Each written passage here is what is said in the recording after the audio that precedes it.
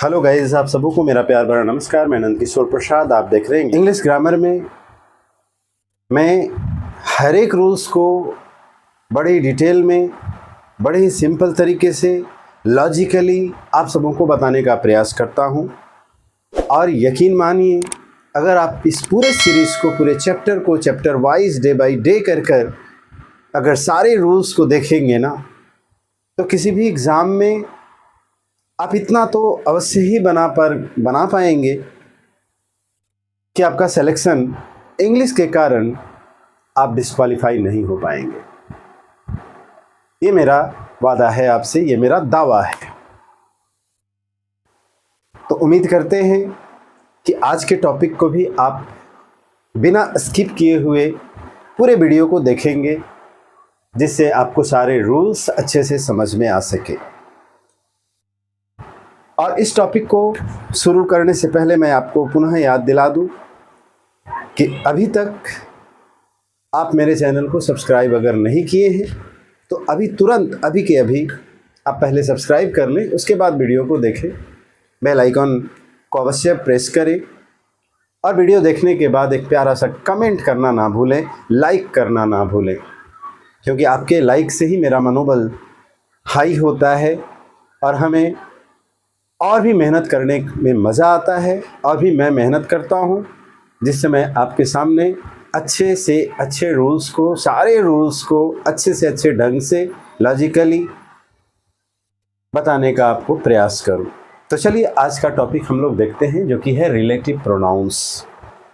सबसे पहले मैं इसे डिफ़ाइन करता हूँ, मैं इसे डिफ़ाइन कर बताता हूँ कि रिलेटिव प्रोनाउंस कहते किसको हैं। तो रिलेटिव जो वर्ड है वो रिलेट करता है, यानी ये रिलेटिव प्रोनाउंस जो होते हैं वो यही है, who, which, what and that. ठीक है, ये रिलेटिव प्रोनाउन है।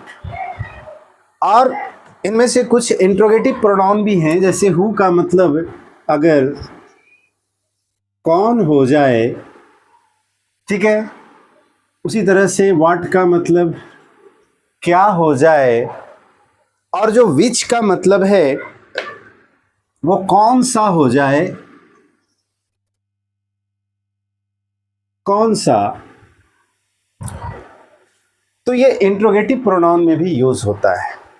तो हम कैसे पहचानेंगे कि हु, विच और व्हाट जो सेंटेंस में यूज हुआ रहेगा वो रिलेटिव प्रोनाउन होगा या इंट्रोगेटिव प्रोनाउन होगा? तो बड़े ही लॉजिकली, बड़े ही सिंपल तरीके से मैं आपको पहचानने के लिए बताऊंगा।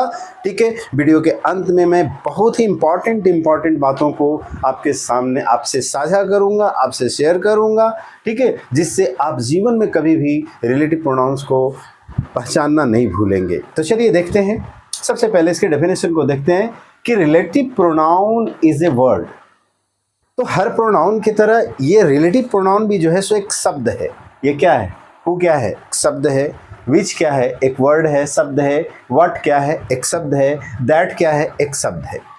यानी ये सारे वर्ड्स जो हैं एक सिंगल वर्ड हैं जो एक सेंटेंस में यूज होते हैं। तो relative pronoun is a word that is used to relates the nouns. ये नाउन को रिलेट करता है। रिलेटिव प्रोनाउन का काम क्या है? अपने बगल के नाउन को रिलेट करना, अपने बगल के नाउन को रिलेट करना, विच कम्स बिफोर इट, जो इससे पहले आता है। ठीक है, यहीं पे भी हम देखेंगे। चलिए आगे हम सेंटेंस में बताएंगे उसको डिटेल में, तब आपको अच्छे से समझ में आएगी बातें। ठीक है, तो अपने आने वाले, अपने से पहले आने वाले जो नाउन हैं वो उससे रिलेट करता है। ठीक है, and at the same time, और उसी वक्त, उसी समय, it also connect to sentences, और उसी समय वो जो है सो दो सेंटेंस को जोड़ने का भी काम करता है, यानी एक कंजंक्शन का भी काम करता है। आ रही बात समझ में? चलिए अब एग्जाम्पल देखते हैं। फर्स्ट एग्जाम्पल में मैंने लिखा आई मेट रोहन, मैं रोहन से मिला। ठीक है, बिल्कुल सिंपल है, सिंपल सेंटेंस है। आई मेट रोहन, मैं रोहन से मिला, and he was returning from school, और वह जो है सो स्कूल से लौट रहा था। ठीक है, अब सेकेंड सेंटेंस को देखें।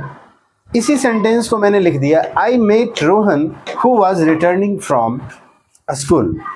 ठीक है, यानी मैं रोहन से मिला, मैं रोहन से मिला, who was returning from school, जो स्कूल से लौट रहा था। यहाँ पे हु का मतलब क्या हो गया? हु का मतलब क्या हो गया? जो।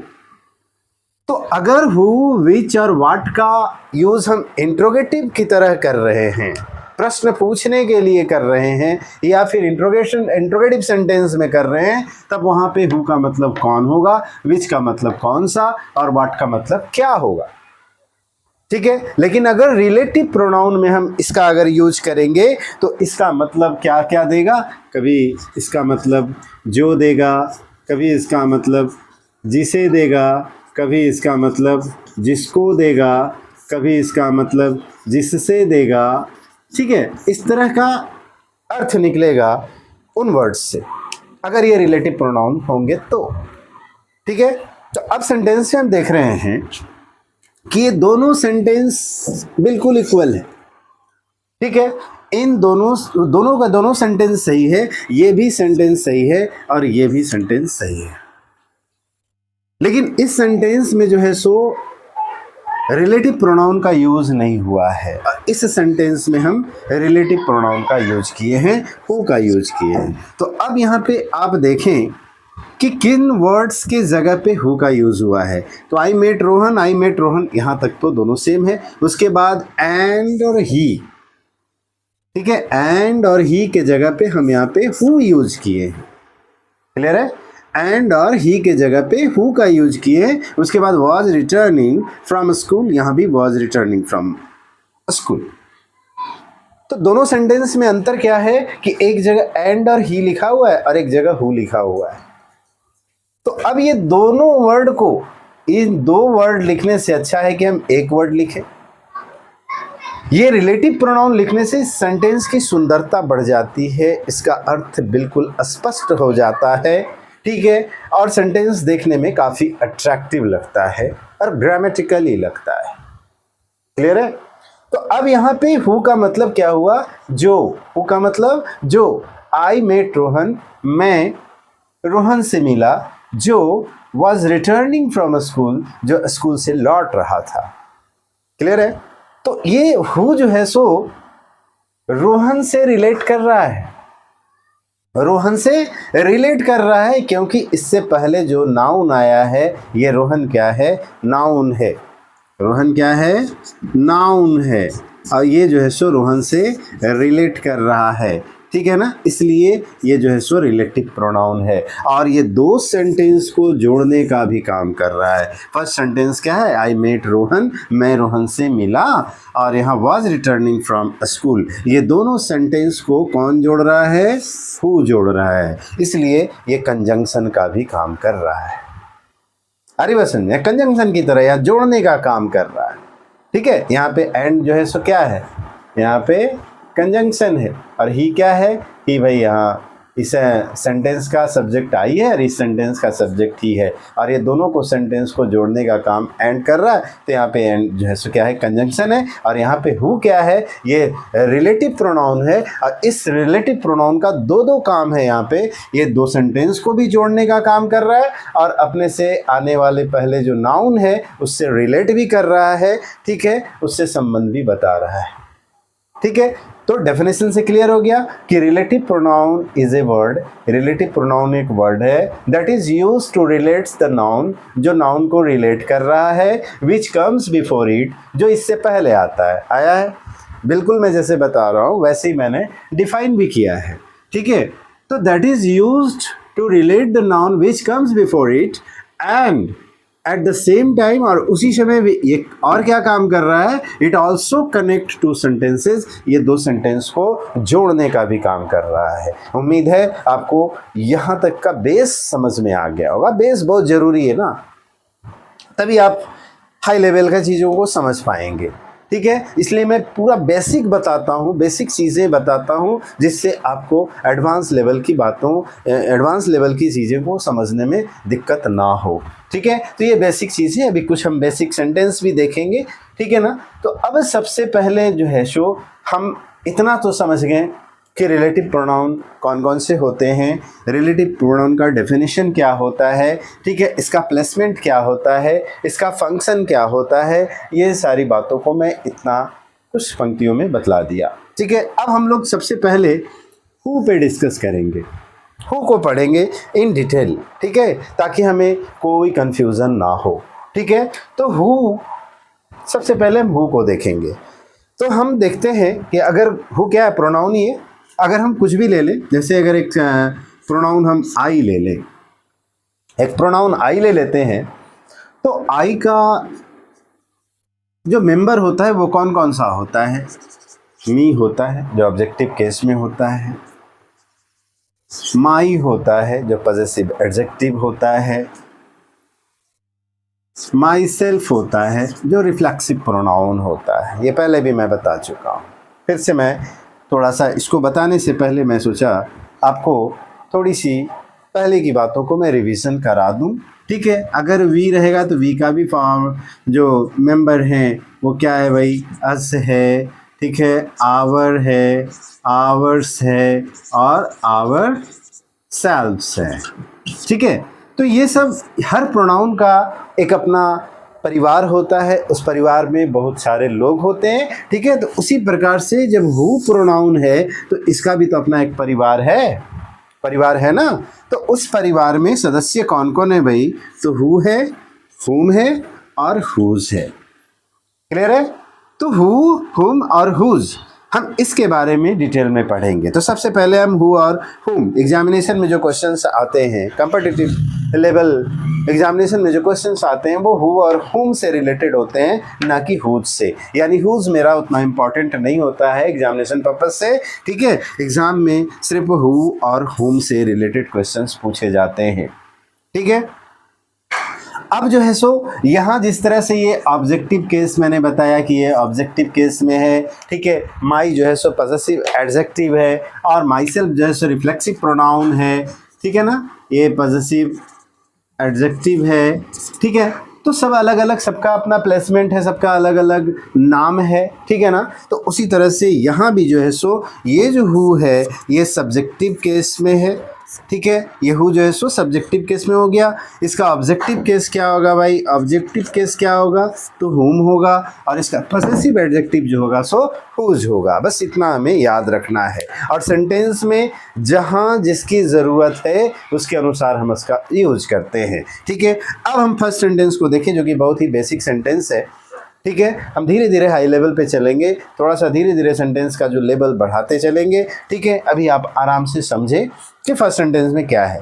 फर्स्ट सेंटेंस है कि आई लाइक द स्टूडेंट्स, मैं उन विद्यार्थियों को पसंद करता हूँ, हुम आर सिंसियर, जो सिंसियर होते हैं। क्लियर है? अब आप देखें इन सेंटेंस में, तो एक बात और उससे पहले मैं बता दूं कि आपके अंदर एक सवाल होगा कि सर हम सेंटेंस में पहचानेंगे कैसे कि हु, विच और वाट जब यूज रहेगा किसी भी सेंटेंस में, तो मैं पहचानूंगा कैसे कि वो रिलेटिव प्रोनाउन है या फिर इंट्रोगेटिव प्रोनाउन है? कैसे पहचानूं?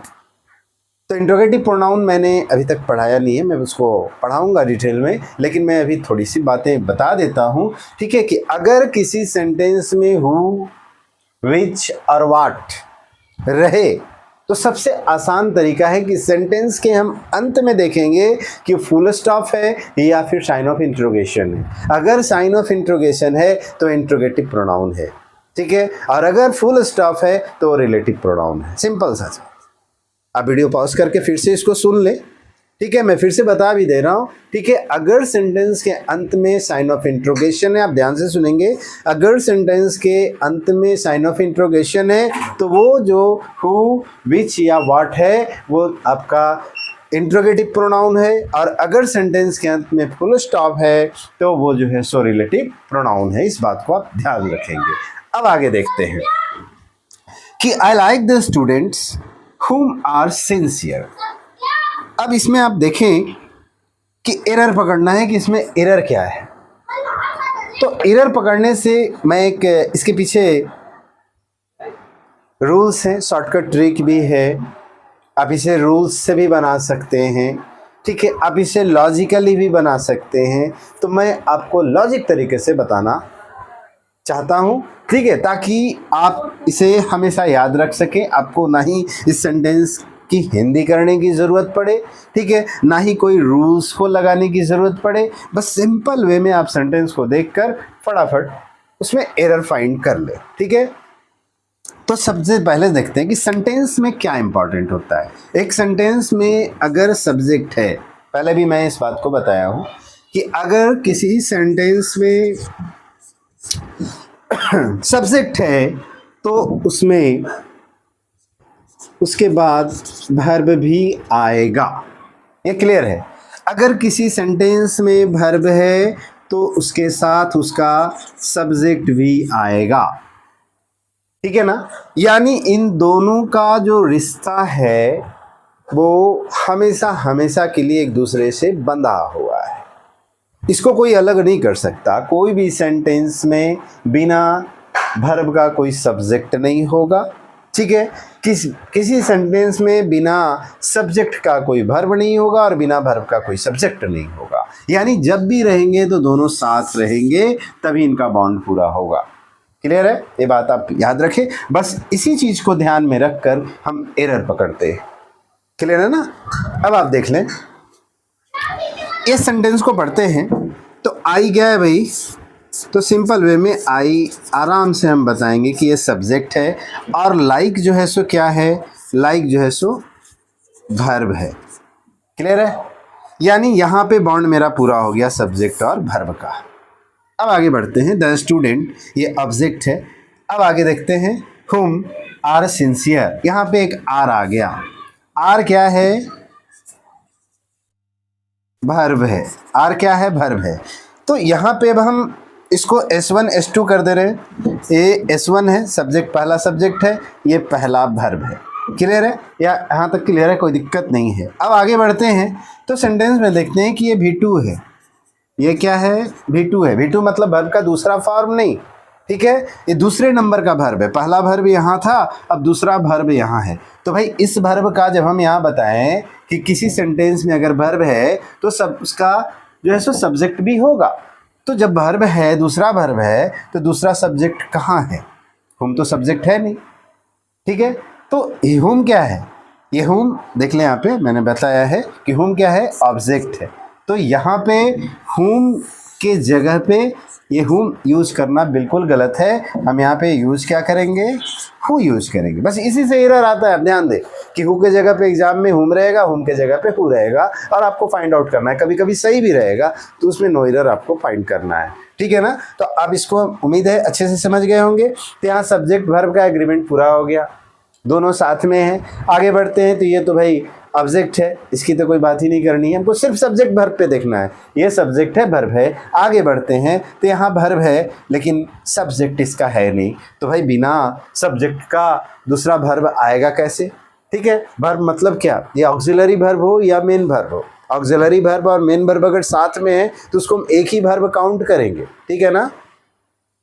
तो यहाँ पे आर जो है सो क्या है, वर्ब है, तो इसका जो है सो सब्जेक्ट यहाँ नहीं है, इसलिए यहाँ पे हुम जो है सो ऑब्जेक्ट है, ठीक है ना। तो हुम जो है सो सब्जेक्टिव फॉर्म में रहेगा, तो हुम का सब्जेक्टिव फॉर्म क्या होता है, हु। तब जाकर मेरा ये सेंटेंस सही होगा कि I like the students who are sincere, ठीक है। मैं उन विद्यार्थियों को पसंद करता हूँ जो सिंसियर होते हैं।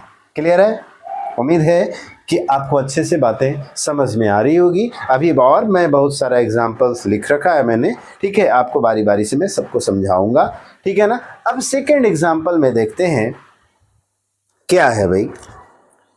तो this is the girl who I shall marry. अब यहाँ पे सेंटेंस में इसकी हिंदी करने की कोई ज़रूरत नहीं है, आप आराम से सब्जेक्ट और वर्ब को फाइंड करें। यहाँ पे देखते हैं कि ये वर्ब है, ठीक है, ये वर्ब है, तो पहला वर्ब हमको मिल गया, तो इसका सब्जेक्ट कहाँ है भाई, तो ये है, तो S1 भी मिल गया। अब आगे बढ़ते हैं, the girl who I shall marry. यहाँ जो है सो ये ऑक्सिलरी वर्ब के बाद जब द गर्ल आया है तो ये तो सब्जेक्ट है नहीं। अब आगे बढ़ते हैं तो यहाँ देखते हैं कि यहाँ शैल है। शैल क्या है, वर्ब है। कैसा वर्ब, ऑक्सिलरी वर्ब। तो यहाँ V2 है, B2 मतलब दूसरा वर्ब है, पहला वर्ब यहाँ, दूसरा वर्ब यहाँ, तो इसका सब्जेक्ट कहाँ है भाई, तो यहाँ पे सब्जेक्ट भी है, यानी यहाँ बॉन्ड पूरा हो गया, यहाँ पे बॉन्ड पूरा हो गया। इसका सब्जेक्ट वर्ब दोनों मिल गया, यहाँ भी सब्जेक्ट वर्ब दोनों मिल गया। तो अब यहाँ पे फिर से ये हु क्या है, हु सब्जेक्टिव फॉर्म है, तो दो दो सब्जेक्ट क्यों होगा। और अगर ये हु सब्जेक्ट है तो इसका वर्ब कहाँ गया। अरे बस समझ में मजा आएगा, आप समझे। यानी सब्जेक्ट वर्ब का हमें पेयर बनाना है। यहाँ पे सब्जेक्ट वर्ब का पेयर हो गया, यहाँ पे सब्जेक्ट वर्ब का पेयर हो गया, ठीक है। दो सब्जेक्ट का पेयर नहीं बनता। अगर ये सब्जेक्ट है तो इसका वर्ब कहाँ है, और अगर वर्ब नहीं है तो यहाँ सब्जेक्टिव फॉर्म यूज़ नहीं होगा, यानी हु के जगह पे ऑब्जेक्टिव फॉर्म यूज़ होगा। क्या यूज़ होगा यहाँ पे, हुम यूज़ होगा। क्लियर है। उम्मीद है आपको सारी बातें अच्छे से समझ में आ रही होगी। अब देखते हैं तीसरा sentence, I have a daughter who I love very much. ठीक है। अब यहाँ पे एक चीज़ और मैं बता दूं जो मैं आपको समझा चुका हूं, मैंने आपसे पूछा नहीं। यहाँ पे देखिए हु यूज़ हुआ जो कि सही है, यहाँ पे हुम यूज़ हुआ जो कि सही है। तो हम कैसे जानेंगे कि हु और हुम जो है सो रिलेटिव प्रोनाउन है, क्योंकि सेंटेंस के अंत में फुल स्टॉप है, ठीक है, इसलिए रिलेटिव प्रोनाउन है। अगर यहाँ पे साइन ऑफ इंट्रोगेशन रहता तो हम सीधे जो है सो उसे इंट्रोगेटिव प्रोनाउन कहते। क्लियर है। अब थर्ड एग्जांपल में देखते हैं कि I have a daughter who I love very much. अब इसे बनाने का प्रयास करें, वीडियो को पॉज कर लें और इसमें अपना दिमाग लगाएं और देखिए कि आप बना पाते हैं कि नहीं। मैं आगे बतलाता हूँ। तो चलिए, उम्मीद है कि आप इसको बना लिए होंगे। अब देखिए मैं जो बताता हूँ आपने सही बनाया है या नहीं। ठीक है। ये हैव क्या है, वर्ब है, ठीक है। पहला वर्ब हमें मिल गया और इस वर्ब का सब्जेक्ट भी मिल गया H1, ठीक है ना। अब आगे बढ़ते हैं तो यहाँ फिर सब्जेक्ट है H2 मिल गया और इस सब्जेक्ट का वर्ब भी मिल गया, B2 मिल गया, ठीक है। आगे समझ में। तो अब यहाँ पे फिर से एक सब्जेक्ट है, तो क्या यहाँ पे सब्जेक्ट ये हु क्या है, सब्जेक्टिव केस है, तो यहाँ दो दो सब्जेक्ट तो होगा नहीं। और अगर है तो इसका वर्ब कहाँ गया, वर्ब तो है नहीं दूसरा। और अगर वर्ब नहीं है तो सब्जेक्ट भी नहीं होगा, इसलिए यहाँ पे हु के जगह पे क्या होगा, वेरी गुड, हुम होगा। क्लियर है। उम्मीद है कि ये सिंपल सेंटेंस था तीनों का तीनों, और मैं 3 सेंटेंस में एक ही चीज़ को बताया हूँ। अब जो है सो एक ही चीज़ को बतलाने से क्या होता है कि विद्यार्थियों को वो चीज़ें काफ़ी क्लियर हो जाती है। एक बार में समझ में थोड़ा सा आता है, दूसरा बार में थोड़ा सा और ज़्यादा आता है, और तीसरा बार में पूरा आ जाता है। इसलिए मैं एक ही तरह के रूल्स में एक ही तरह की बातें जो है सो 3 एग्जाम्पल से समझाने का आपको प्रयास किया हूँ। क्लियर है। अब देखते हैं थोड़ा सा इससे हाई लेवल का सेंटेंस, ठीक है। इसको आप ध्यान से देखें। The doctor made the 2 boys whom he believed were patients, ठीक है ना। अब देखिए थोड़ा सा इसमें कंफ्यूजन वाली बात है। यहाँ हमें पहला वर्ब मिल गया और पहला सब्जेक्ट भी मिल गया। क्लियर है, कोई दिक्कत नहीं, यहाँ तक तो नहीं दिक्कत है।